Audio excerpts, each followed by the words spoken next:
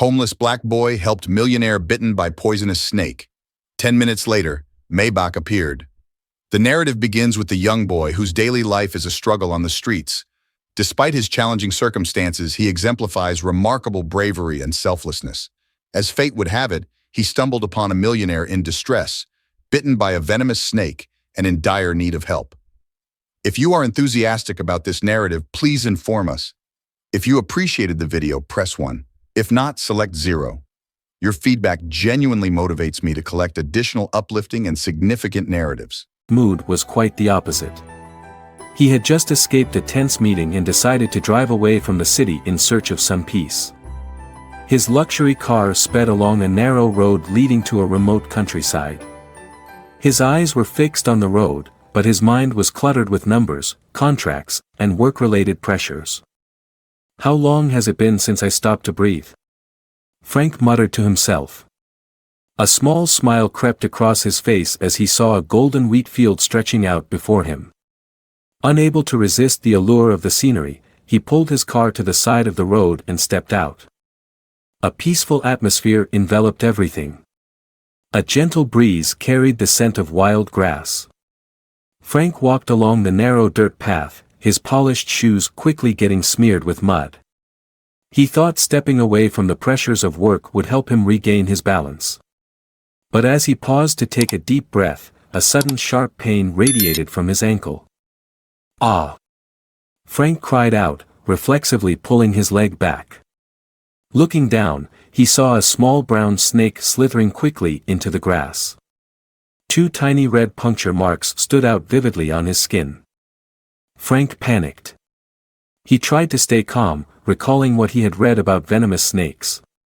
Don't panic, don't let the blood flow faster, but theory was of little use as fear began to overwhelm his mind. He fumbled for his phone in his pocket, but when the screen displayed no signal, his heart pounded like a drum. Frank tried to hobble back toward his car, but each step became increasingly difficult. The venom seemed to be spreading, making his leg ache and go numb. He stumbled and sank to the ground, cold sweat breaking out all over his face. "Help, someone help me," he shouted, but only the wind responded. Just when Frank thought all hope was lost, a faint sound echoed in the distance. It was the sound of footsteps, light but distinct. Frank opened his eyes, trying to focus on the source of the sound, but the fading light of the sunset made it hard to see. "Someone, please," Frank whispered, his voice raspy. A small figure appeared in the distance, moving closer to him. The person stopped and looked at Frank lying motionless on the ground. "Are you okay?" A young but firm voice called out. Frank looked up. Standing before him was a boy, around 14 years old, with messy brown hair and bright, intelligent eyes. He wore an old t-shirt and jeans, looking as though he had just returned from some adventure. Snake bite," Frank stammered, trying to point to his leg. The boy immediately crouched down to examine the wound. His face was unerringly calm, showing no fear or panic. "You've been bitten by a snake. We need to act quickly," the boy said with unwavering confidence. Frank wanted to say something else, but his body wouldn't cooperate. Each breath grew harder, and everything around him started to blur. "Stay awake," the boy barked softly, shaking Frank's shoulder. "You can't fall asleep now, understand? I'll help you, but you have to trust me." Frank managed a weak nod, though doubt lingered in his mind. Who could trust a mere child? But in this situation, he had no other choice. Who are you?" Frank whispered, his voice barely audible. "My name's Luke," the boy replied quickly. "My father is a medic. I know first aid, and I'm going to help you survive this. Don't worry." Frank couldn't respond. He could only feel Luke's small but steady hands as they began tending to his wound. In the fragile moment between life and death, Frank never imagined his hope would rest in the hands of a boy seemingly unafraid of danger. Luke quickly assessed the wound on Frank's leg, his eyes glowing with intense focus. The bite marks were deep, and the red swelling around them clearly indicated venom spreading. "Listen carefully, you need to stay calm," Luke said, his tone far more commanding than his small stature suggested. "I'm going to do my best to help you, but you need to follow my instructions." Frank barely nodded, his body almost lifeless. His half-open eyes betrayed doubt and fear, but Luke had no time to persuade him. "First, don't move your leg anymore. The venom will spread faster if blood circulation increases." Luke pulled a handkerchief from his pocket and quickly tied it tightly around Frank's thigh, about 2 inches above the bite. "What are you doing?" Frank murmured, his voice trembling. "A tourniquet. I have to stop the venom from spreading upward," Luke explained briefly. He grabbed a nearby stick to tighten the makeshift bandage, twisting it securely. The pain in Frank's leg made him groan, his face drenched in sweat. But Luke didn't stop. He continued checking Frank's condition. "Your leg needs to stay lower than your heart, like this."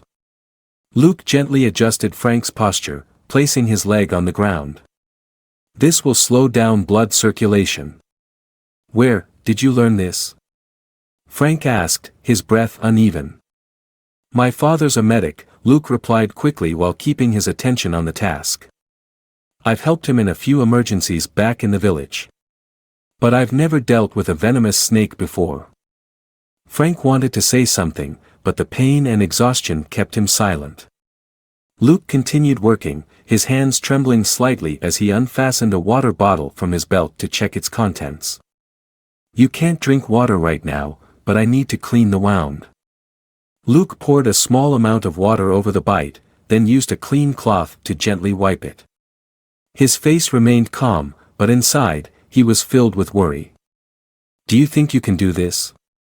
Frank asked weakly. "I have to. There's no other choice," Luke replied, his eyes flashing with determination. "But you need to stay strong. If you give up, there's nothing I can do." Frank fell silent.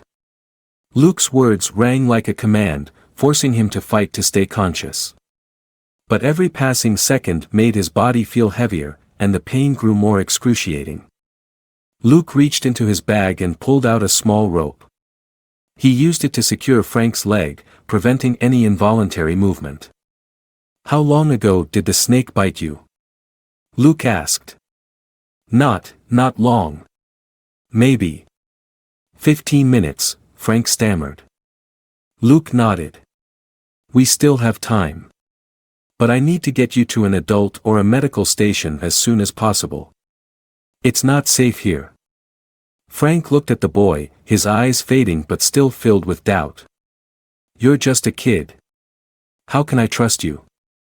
Luke paused and stared straight into Frank's eyes. "You don't have a choice. I'm here, and I'm not letting you die." Luke's firm tone left Frank with nothing more to say.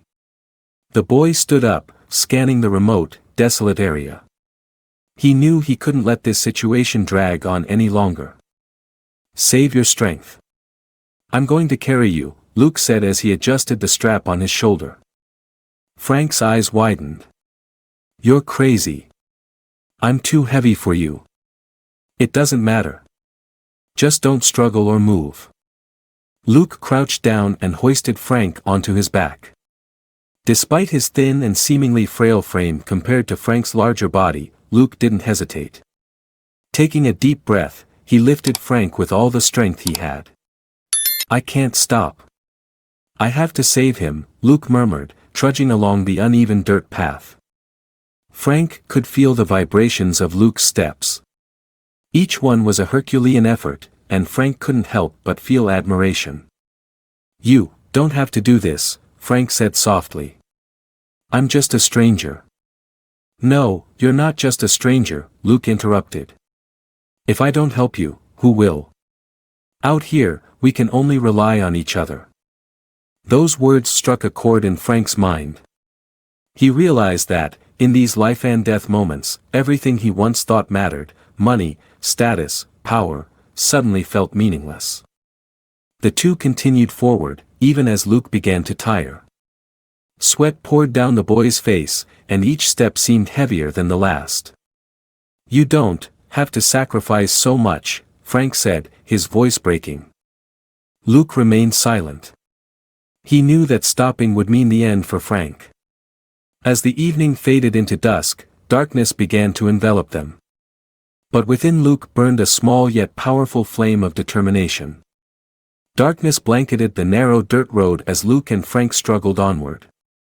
Cold wind swept across the fields, sending shivers down Luke's spine, but he refused to stop. Frank lay on Luke's back, gasping for breath, his body growing heavier by the minute. "Put me down," Frank whispered weakly. "You can't carry me forever." Luke gritted his teeth, panting heavily but keeping his gaze resolute. "No.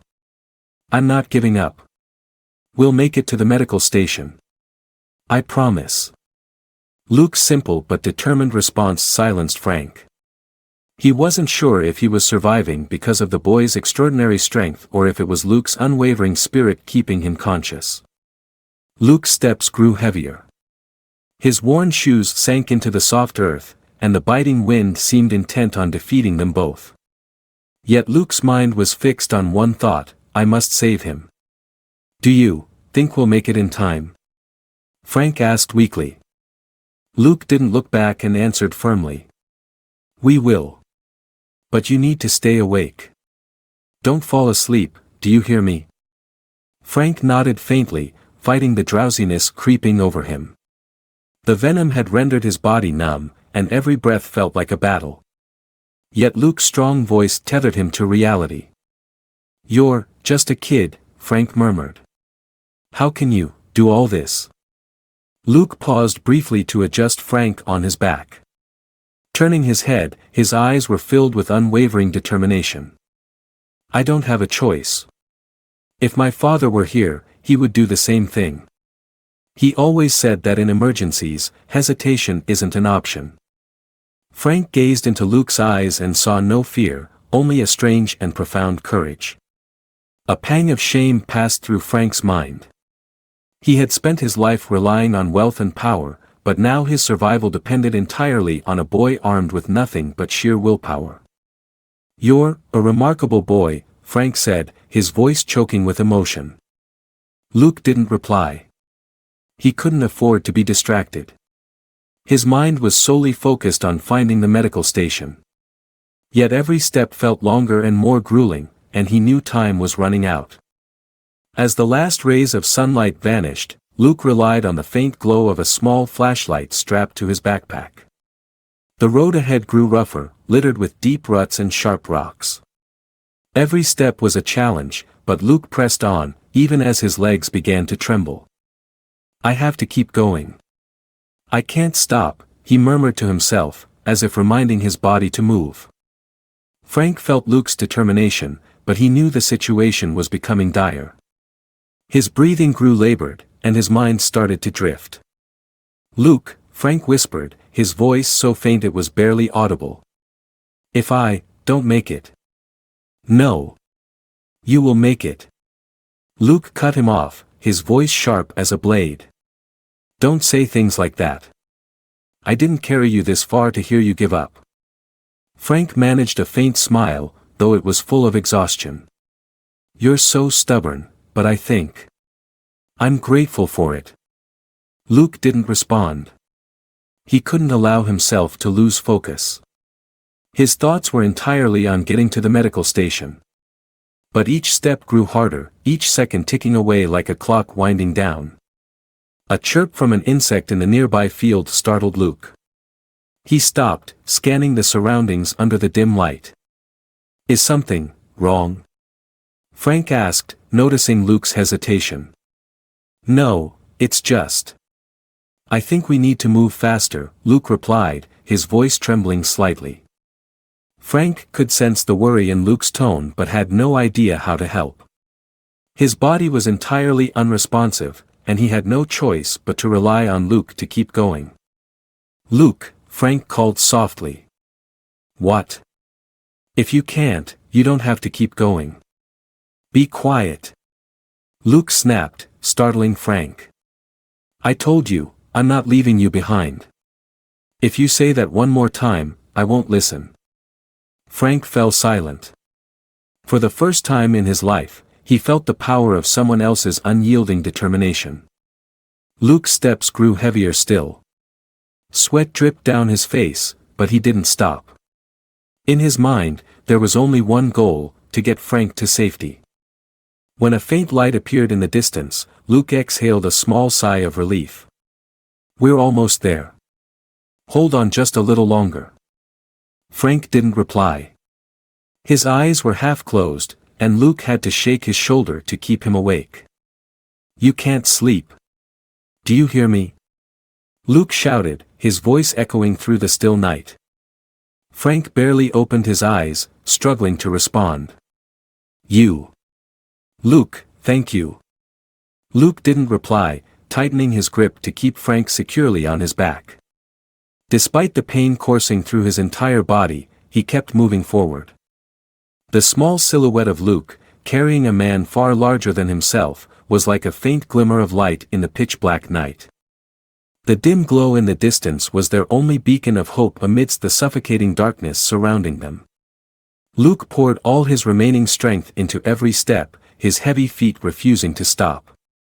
The night's chill seeped through his thin clothes, making his body tremble, but he gritted his teeth and pressed on. We're almost there, Luke whispered, more to encourage himself than to speak to Frank. Frank remained limp on Luke's back.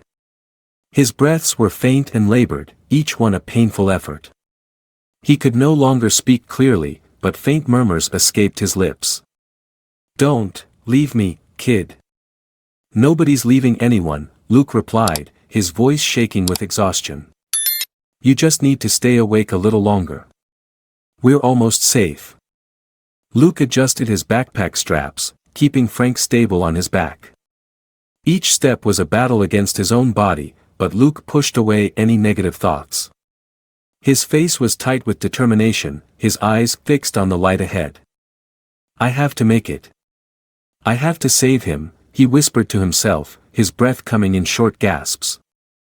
The road grew increasingly treacherous. Under the weak beam of his small flashlight, Luke could see sunken patches of dirt and sharp rocks scattered along the path. But he had no other choice. Each slip or stumble sent jolts of pain through his exhausted legs. He had to pause a few times to catch his breath, but the biting cold forced him to keep moving. Frank mumbled something, but Luke couldn't make it out. He bent down slightly and loosened the rope that kept Frank secured to his back. What did you say? Luke asked, his voice still steady despite his exhaustion. You're insane, Frank murmured, his lips pale. A boy, doing this, for a stranger. Luke pressed his lips together tightly, his eyes flashing with determination. I don't see it that way. I'm just doing what I have to do. If I left you behind, I wouldn't deserve to be my father's son. Frank fell silent. Luke's words struck him like a splash of cold water. He had spent his entire life calculating risks and benefits, weighing every decision by what he could gain or lose. Yet here, in the middle of this dark, desolate night, a boy he had never met was willing to sacrifice everything to save him, without any reason or promise of reward. Your father must be so proud of you, Frank whispered faintly. Luke didn't respond. He knew that if he let himself dwell on those words, his legs might refuse to carry him any farther. He took a deep breath, focusing on the sole goal ahead, getting Frank to safety. As the distance to the faint light shrank, Luke realized it wasn't a medical station after all, it was a small house in the middle of the field. Light spilled from its windows, illuminating a narrow dirt path leading to the front door. Luke froze, disappointed that his only hope wasn't the destination he had envisioned. It's not a medical station, Luke murmured. Frank, barely coherent, sensed Luke had stopped. Why did you stop? It's nothing, Luke replied firmly. We're moving on. Luke decided not to stop at the house. If it belonged to a farming family, they likely wouldn't have the means to help Frank. Instead, Luke turned back to the main road, trying to recall the map he had briefly seen on his phone earlier. I remember seeing a sign, maybe a few kilometers from here, Luke muttered to himself. His legs grew heavier with each step, as if they were about to collapse. But Luke refused to stop. He had to get Frank to safety, even as his own body began to betray him. Suddenly, a sound broke through the quiet night, a motor engine rumbling in the distance. Luke's head snapped up, his eyes lighting with hope. There's someone. A car, he yelled, his voice cracking. Frank's lips curved faintly, as if attempting a smile. Finally, you're lucky. Luke turned toward the approaching lights, though they were still far away. He gently set Frank down and stood up, waving his arms and shouting at the top of his lungs. Help. Please stop. Someone needs help. His voice was desperate, echoing into the night. At first, the car didn't slow down, and Luke's heart sank. He waved harder, stepping into the middle of the road to block its path. Please. We need help. The car finally slowed down, its headlights blinding Luke momentarily. The engine rumbled softly as the vehicle came to a halt. The driver's door creaked open, and a man stepped out. What's going on? What are you doing out here at this hour? The man asked, his deep voice filled with surprise. Luke didn't answer immediately, instead pointing toward Frank, who lay motionless on the ground. Please, he's been bitten by a venomous snake. I need to get him to a medical station immediately. Luke pleaded, his voice shaking. The man glanced at Frank, then back at Luke. All right, let's get him in the car. Quickly. Without another word, Luke lifted Frank onto his back once again, helping the man get him into the car. The engine roared to life, and they sped down the narrow dirt road toward the nearest medical facility. The car raced through the night, its headlights illuminating obstacles in their path. Luke sat in the back seat, holding Frank steady on the bench. He constantly checked his breathing and pulse, despite the cold sweat dripping down his face. Please, drive faster. Luke shouted to the man behind the wheel, his voice trembling with urgency. I'm going as fast as I can, the man replied, gripping the steering wheel tightly, his eyes fixed on the road ahead. Frank lay still, his eyes half open but unfocused. His lips were pale, and his breaths grew shallower. Luke leaned in close, gently shaking his shoulder. Mr. Frank. You need to stay awake. Don't fall asleep. Luke shouted, his voice breaking. Frank barely opened his eyes, struggling to respond. Kid. I'm so tired. No. You can't sleep. Luke gripped Frank's hand tightly, his voice quivering. You have to listen to me, just a little longer. We're almost there. Frank nodded faintly, but it was clear he was fighting against his own body. Pain, exhaustion, and venom were wearing him down with every passing second. Luke bit his lip, his eyes fixed on every small movement Frank made, as if a single moment of stillness would mean life slipping away forever. What's your name? The driver asked, breaking the heavy silence. Luke, he replied curtly, his eyes never leaving Frank. Luke, you're doing great. Keep him awake, we're almost there, the man encouraged, his voice steady and reassuring. Luke didn't respond. He didn't care about praise or recognition. All he cared about was Frank and finding a way to save his life. Suddenly, Frank jerked, his body convulsing violently. A sharp cry of pain escaped his lips as his hands trembled uncontrollably.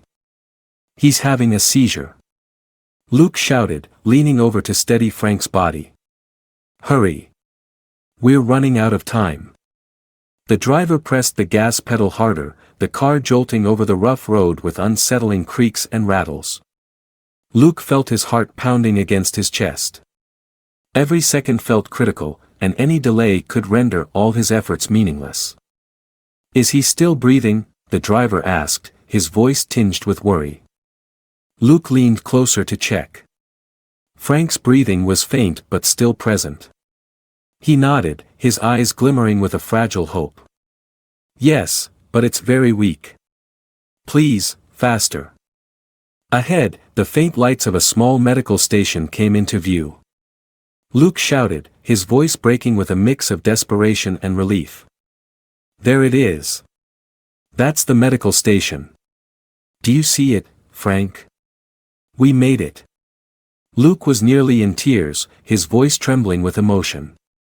Frank barely opened his eyes, catching a glimpse of the lights. A faint smile crossed his lips, but he lacked the strength to say anything. Luke gently patted his shoulder, as if willing him to keep fighting. Just a little more. You have to hang on. Luke said, his hands shaking with emotion. The car screeched to a halt in front of the medical station. Luke jumped out, yanked open the back door, and, with the driver's help, carefully carried Frank out of the vehicle. Medical staff rushed toward them, quickly placing Frank on a stretcher and assessing his condition. Get him to the emergency room, now, a nurse yelled, motioning for her colleagues. Luke stood nearby, watching as Frank was wheeled inside. His heart pounded erratically, his legs feeling too weak to move any further. He wanted to follow, to know what would happen, but the doors closed in front of him. You've done an incredible job, the driver said, placing a hand on Luke's shoulder with a comforting tone. Leave the rest to them. You need to rest now. Luke shook his head, his eyes locked on the doors. No. I can't rest until I know he's safe. The man looked at Luke, sensing the boy's determination. He knew that no words could convince Luke to leave at that moment. Time passed slowly. Luke sat in the waiting area, his hands on his knees, staring at the floor. Sounds from the emergency room filtered through the walls, but he couldn't understand what was happening inside. Every minute felt like an eternity, and the worry in his chest only grew heavier. Finally, the emergency room doors opened. A doctor stepped out, his expression serious. Luke jumped to his feet, running up to him. How is he? Did he make it? Luke asked, his voice trembling. The doctor looked at Luke for a moment, then placed a gentle hand on his shoulder. We've stabilized him. Thankfully, you acted quickly and got him here in time. If you had been even a little later, it might have been a different story. Luke let out a shaky breath, his entire body relaxing after the relentless tension. He nodded slowly, tears welling up in his eyes. Thank you, doctor, he said, his voice catching in his throat. You don't need to thank me, the doctor replied. It's you who saved his life. Luke said nothing, but a wave of relief and gratitude washed over him. His efforts had not been in vain. The driver approached Luke, placing a hand on his shoulder. Kid, you're extraordinary. Without you, he might not have made it. Luke offered a faint smile and nodded. Thank you for stopping. I wouldn't have known what to do without your help. The driver looked at him with admiration. No, I should be thanking you. It's rare to see a boy as brave and determined as you. Do you know his name? Luke shook his head. All I know is his name is Frank. We've never met before. The driver was surprised. And yet you did all this to save him. That's truly remarkable. Luke didn't reply. Instead, he looked down at his shoes, now caked in mud. The compliments didn't sit well with him.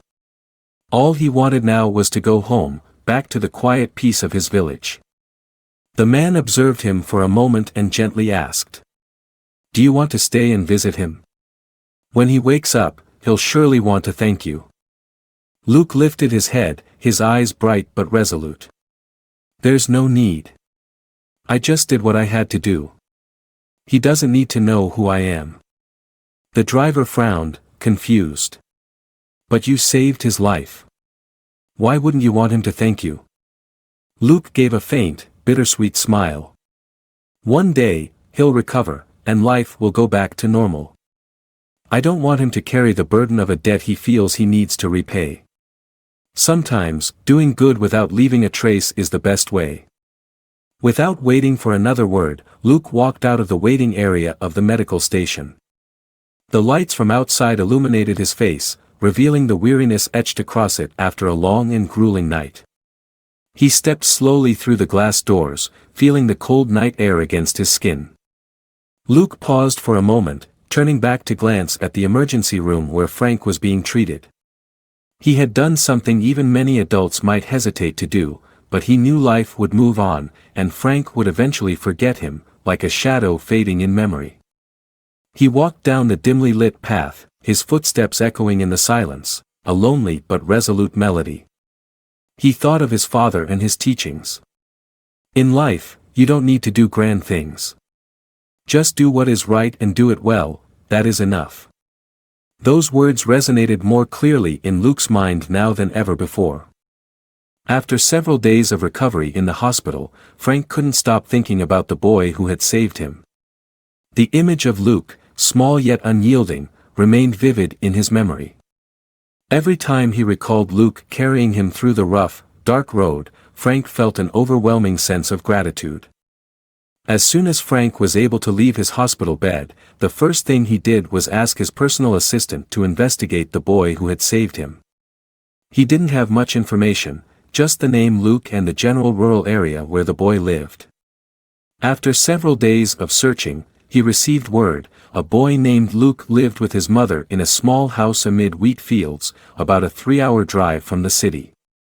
Frank's luxurious Maybach rolled along the bumpy road leading to the house. The scenery outside shifted from towering modern buildings to sprawling wheat fields stretching to the horizon.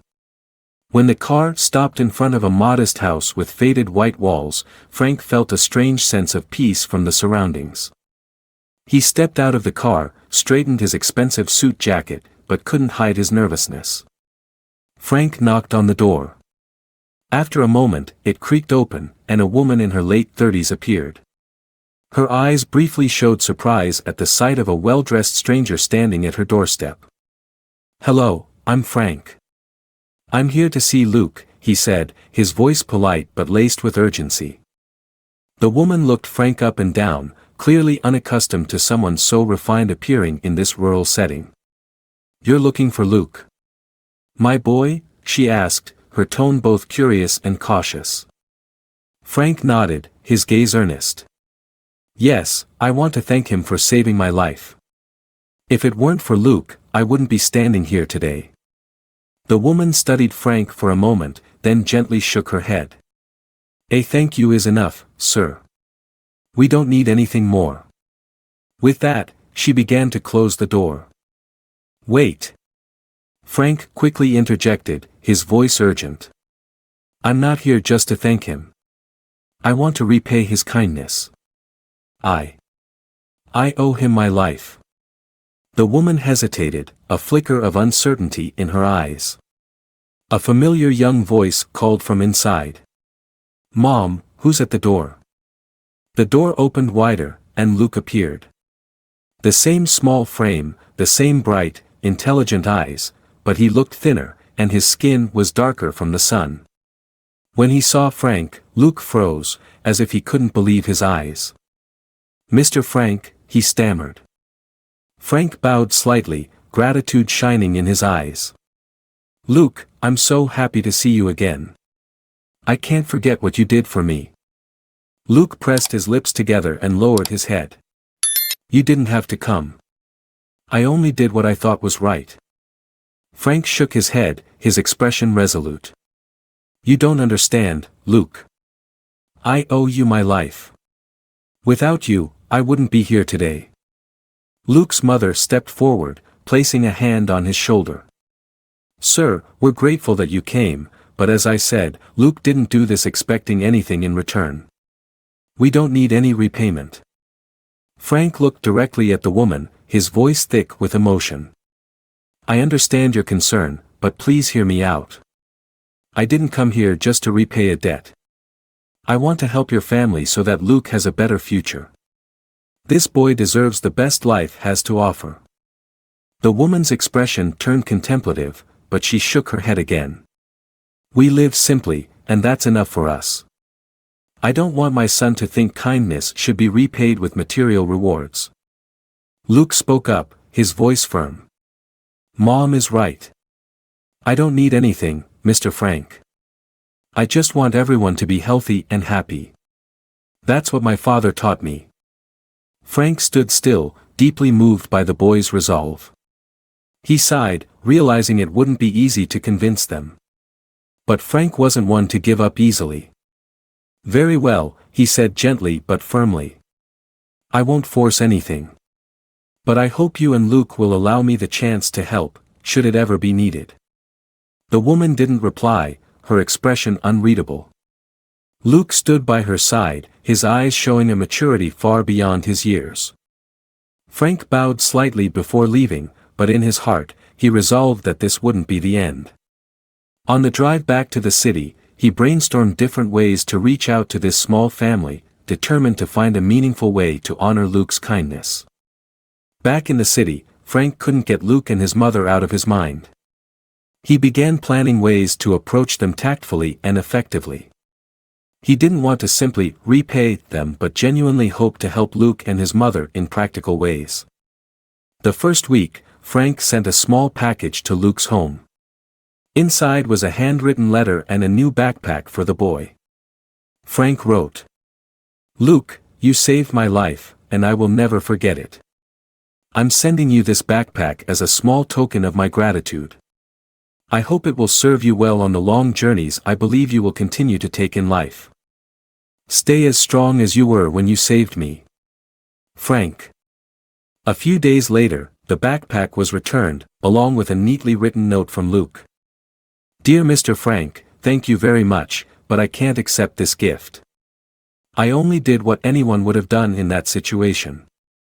Please don't worry about me anymore. Luke.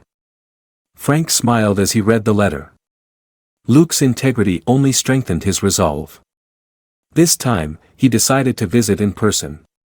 He wanted to speak with Luke's mother to learn more about their lives and find a way to help.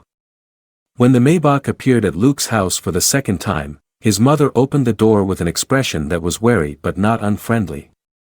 She invited Frank inside, where everything was modest but tidy. Frank noticed that every item in the house had been cared for meticulously, from the carefully patched tablecloth to the family photos on the wall. Today, I didn't come to force anything on you, Frank began, his gaze sincere. I only want to understand more about Luke and your family. To me, this boy didn't just save my life, he taught me a profound lesson about kindness and resilience. Luke's mother sat down on a chair, silently observing Frank. Finally, she spoke. I deeply appreciate your sentiment, but as I've said before, Luke didn't do this expecting anything in return. We live simply, and that's enough for us. But don't you think Luke deserves a better education? Frank asked gently. He's intelligent, brave, and I believe that with some support, he could achieve incredible things. His mother hesitated. She knew Luke was a special child, but their life was simple, and she didn't want her son to be swept into the complexities of the outside world. I don't want him to change, she said slowly. I'm afraid the good qualities he has now might be lost. Frank nodded. I understand your concern, but I don't want to change Luke. I want to give him opportunities to develop those good qualities further. I'm not here to impose, I just want to support, if you'll allow me. Their conversation stretched into the late afternoon. Luke sat silently, listening, occasionally glancing at his mother with understanding in his eyes. When Frank finally prepared to leave, Luke's mother sighed. We'll think about what you've said. But I hope you understand that any help must come from goodwill, not out of obligation, she said. Frank smiled. I only want the best for Luke and you. Over time, Luke and his mother grew accustomed to Frank's visits. He often stopped by with interesting stories and small gifts like books and school supplies, which he insisted were just to encourage Luke. Gradually, his sincerity and persistence began to change Luke's mother's attitude. One afternoon, as sunlight spread across the wheat fields, Frank visited again. This time, he brought a large bag filled with science books and a small telescope. Luke was immediately drawn to it but remained reserved. "I've always dreamed of seeing the stars clearly," Luke admitted, his eyes sparkling. "But Mom says dreams aren't always realistic." Frank knelt down, looking Luke in the eye. "Luke, you did something extraordinary, something very few people could do. So don't ever let anyone tell you your dreams aren't worth pursuing." Luke stayed silent, but his eyes shone with newfound confidence. From a distance, his mother watched the scene unfold, and for the first time, she felt her heart soften. After many nights of reflection, she decided to open up to Frank. The next day, she invited Frank to sit down for a conversation in their small kitchen. "Mr. Frank, I've thought about this a lot," she began. "You're right. Luke is a special child, and I don't want to limit his future out of fear. If you truly want to help, I'll accept. But under one condition." Frank leaned forward, ready to listen. "Please, go ahead." "I want Luke to understand that help is not something to take for granted," she said firmly. "He must learn to be grateful and use that gratitude to help others in the future." Frank smiled warmly. "That's exactly what I hope to teach him. You can rest assured." From that moment on, Frank began supporting Luke and his mother more concretely. He sponsored Luke to attend a prestigious high school in the city, where his talents could flourish. But Frank didn't stop at paying tuition. He regularly spent time with Luke, sharing life lessons, teaching him how to face challenges, and explaining the importance of helping others. At first, Luke remained distant, but he soon realized that Frank was different. He wasn't just a wealthy businessman, he was someone who deeply understood the value of sacrifice and courage. Frank became a mentor and a trusted friend to Luke. As time passed, the bond between Frank and Luke's family grew stronger. One weekend, Frank invited them to visit his home in the city. Luke couldn't hide his amazement as he stepped into the sprawling mansion with meticulously trimmed gardens and an enormous library. "Is this your house?" Luke asked, his voice filled with curiosity. "Yes," Frank replied with a gentle smile. "But a house is just bricks and mortar. What truly matters are the people inside it." Luke nodded as if he understood something profound. "Do you live here alone?" Frank was silent for a moment before nodding. "Yes. I've grown used to being alone. But sometimes, I think I've missed out on the things that really matter." His words lingered in Luke's mind throughout the afternoon. When the visit came to an end and Luke and his mother were about to leave, Luke turned back to Frank and said, "You haven't missed out on anything. You've done so much good, and that's what really matters." Frank looked at the boy, his heart swelling with emotion. Thanks to Luke, he had found new meaning in life. More than anything, he realized that this relationship was no longer about repaying a debt. It had become a bond between people who had shared a life-changing moment and forged a deeply human connection. From then on, Luke and his mother's lives took a positive turn. Luke excelled in school and became a dedicated companion to Frank. He often joined Frank in charitable projects, helping others in need. This journey became not just an act of repayment but a profound lesson in humanity and the power of kindness. Frank, once a man consumed by work, found joy and peace in helping Luke. And Luke, once a small-town boy, grew into a young man full of ambition and a willingness to help others. In the end, the three, Frank, Luke, and his mother, became a family not bound by blood but by sincerity and gratitude. Their story underscores the value of kindness, perseverance, and human connection. Luke, despite his small stature, taught Frank that courage and compassion can save lives and change people. Frank learned that the greatest wealth lies not in money or power but in genuine relationships. Kindness doesn't need material repayment, but gratitude and timely support can create incredible opportunities. Life becomes more meaningful when we're willing to help and inspire each other. If you enjoyed this story, we invite you to give it a like and subscribe to our channel. Your support motivates us to keep bringing heartwarming stories almost every day. We are very grateful for your support. See you soon.